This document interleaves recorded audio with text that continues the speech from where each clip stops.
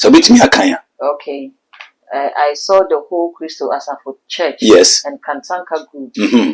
In a big funeral, and when I looked, yes, I saw Apostle Kojosafo going on a path. Yes. When I asked him where is he going? Mm-hmm. He said, my work has come to an end, so I'm going to the other side. I'm going to the other side. And I saw him cross a river. Yes. And the man is gone. That is it.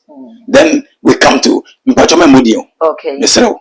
I saw the waving the people of Ghana. A prophecy about Nana Jane. The prophecy I give since 2021. So Obeba Beye vice president, but she won't finish her term. That prophecy is still there. It will still come to pass. By 2026, okay, I don't see her in the office. NDC must rise up and pray. I am seeing another big funeral coming.